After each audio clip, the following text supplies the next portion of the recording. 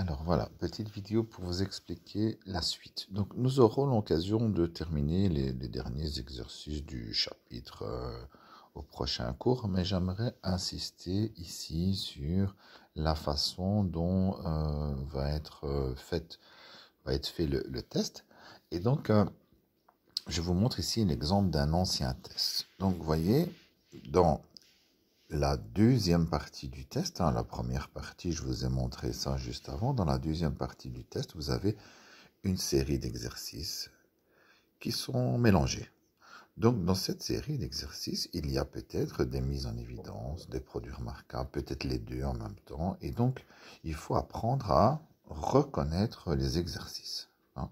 Donc, quand on a un exercice pour lequel on ne sait pas ce qu'on doit faire, où c'est pas écrit dans la consigne, il faut bien d'abord regarder les opérations, le nombre de termes, et voir si on a d'abord une mise en évidence. Toujours commencer par la mise en évidence. On pourrait le faire après, mais c'est plus compliqué, donc autant se faciliter la tâche.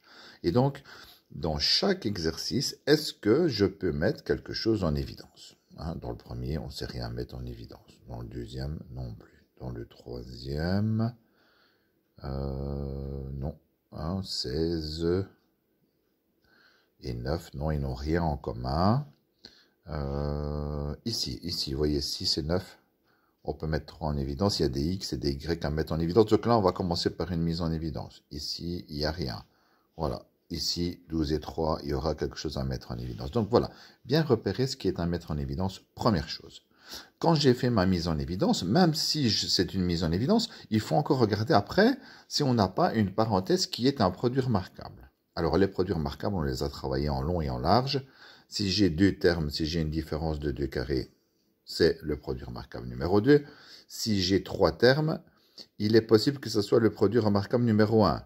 Il faut bien vérifier que j'ai 2 carrés et que le double produit est bien le double produit qui va avec les 2 carrés. Parce que si le double produit n'est pas bon, ça peut très bien être un exercice impossible qu'on ne sait pas factoriser. Donc ça, soyez attentifs, il y aura des pièges. Je veux savoir si vous avez bien vérifié le double produit. Je vais vous laisser faire cette série d'exercices. Ça, c'est un ancien test. Donc, dans le test, ça sera plus ou moins comme ça. Je vais changer quelque chose, mais ça sera pratiquement comme ça. Donc, voilà, on va déjà voir où vous en êtes pour l'instant. Vous m'envoyez votre exercice terminé et puis on corrigera ensemble.